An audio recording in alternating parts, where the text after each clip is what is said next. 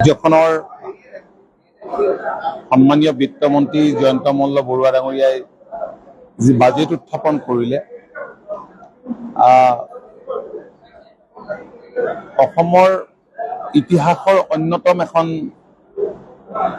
শ্ৰেষ্ঠ বাজেট বুলি মই অনুভৱ কৰোঁ আৰু তাৰ বাবে মাননীয় মুখ্যমন্ত্ৰী ডক্টৰ হিমন্ত বিশ্ব শৰ্মা আৰু মাননীয় বিত্তমন্ত্ৰী জয়ন্ত মল্ল বৰুৱা দুয়োগৰাকীকে অভিনন্দন জনাইছো আৰু কৃতজ্ঞতা জনাইছো।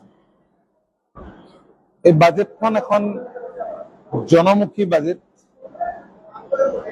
জনসাধাৰণৰ সৰ্বস্তৰৰ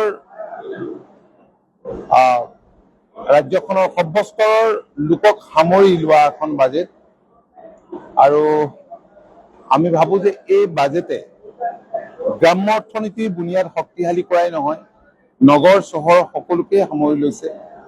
যুৱ আবাল বৃদ্ধ বনিতা শিশুলৈকে সকলোকে সামৰি লৈছে আৰু ইয়াৰ উপৰিও আমাৰ ওপৰত ন্যস্ত থকা যিকেইটা বিভাগ আছে, বিশেষকৈ পঞ্চায়ত আৰু গ্ৰামোন্নয়ন বিভাগ,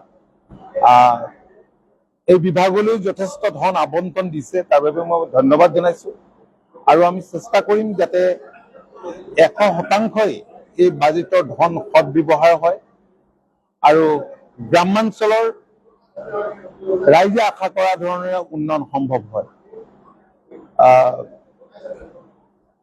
বাকীটো আৰু বিশেষ যদি কিবা আপোনালোকে সোধে মই ক'ব পাৰিম। আৰু কৃষি,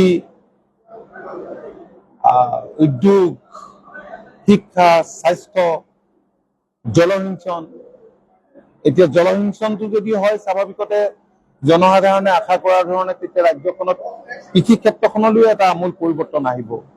কাৰণ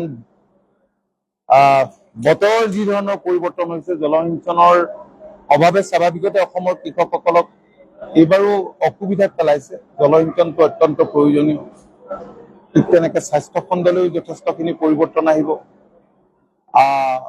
আৰু পঞ্চায়ত আৰু গ্ৰামোন্নয়ন বিভাগৰ জৰিয়তেও আমি ভাবো যে আমি গ্ৰামাঞ্চলৰ চেহেৰা আমি সলনি কৰিবলৈ সক্ষম হম।